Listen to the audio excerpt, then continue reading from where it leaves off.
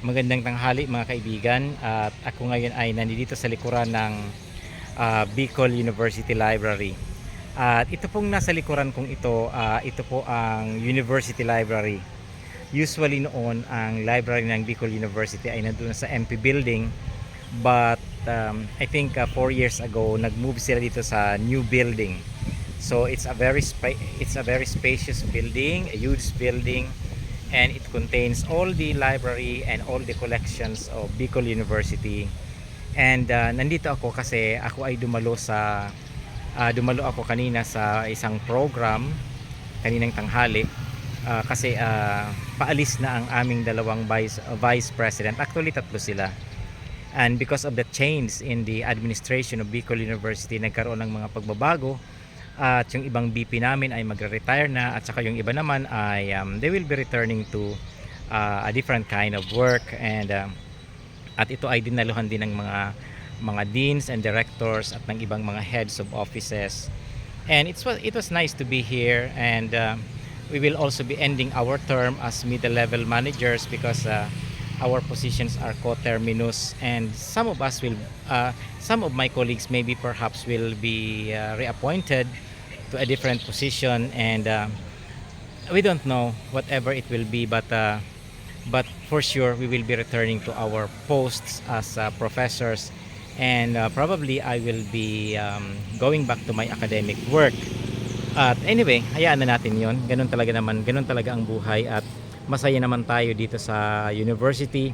At parang katulad ng mga sundalo, ang mga roles natin dito ay tinatawag natin ito ang tinatawag natin na parang mga tour of duty.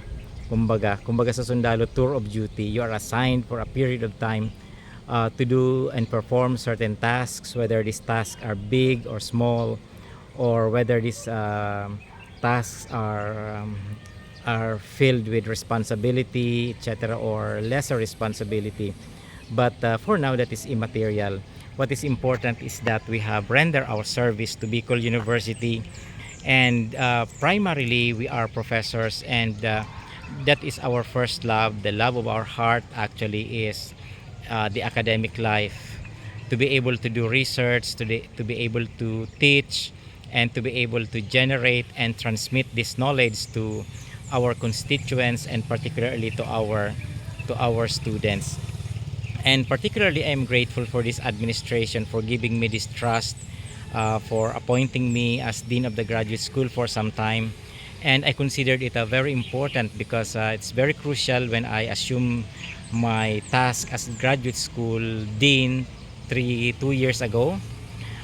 First 3 years ago, first as an OIC, then later the last 2 years as Dean, and I presided over the implementation of certain policy changes, especially the upgrading of the quality standards, and most especially the implementation of the CHED Memorandum 15 series of 2019, which is the new policy standards for graduate education. And it was not an easy task. It was a difficult task, sometimes controversial, but it is something that needs to be done if we want to move forward. And it was a difficult task, and I considered it a difficult task for me, but at the same time it was also challenging. It was a complete change, because from being a professor, I performed certain tasks that has responsibility and accountability. And now, as we end our term, since it is coterminous with appointing authority, I will be probably, I don't know, maybe I will be returning back to my work as an academic, and hopefully I'll be able to write books again and be able to do some publications. And as academics, the most important thing, the most important legacy that we can bequeath our constituent is the tawag doon, our academic works, especially our books, because even if we are already long gone, or maybe if we are already dead, people will be reading about our books, and they will remember us. So maraming pinagbago sa Bicol University, especially not only in academic policies, not only in the raising of standards, but also in terms of infrastructure, because we have to move forward with our infrastructure if we want to to become a world-class university. Um, operating a university is like input, throughput, output system. The kind of thing that you put into the system is also the kind of thing that you will be able to get as a buy-end product. So if we put in the right thing, then we can always be assured that we will get the right output. And in a university, the most important is the human resource, because you should have the best professors. You should be able to employ the best, and you should also be able to recruit the best students. Not only that, but also the delivery system. You also have to take into consideration the facilities, and the learning resources that you have in the university.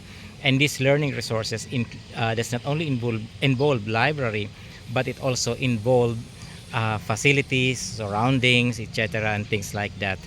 And we wish good luck to the new administration. We will continue to serve Bicol University, to render our service, because this is our home and this is where we belong, and we care for Bicol University. And whoever that is in the administration, whatever changes, we still have our commitment to this great university. Thank you so much, my friends. Have a nice afternoon. Let us go back to our work.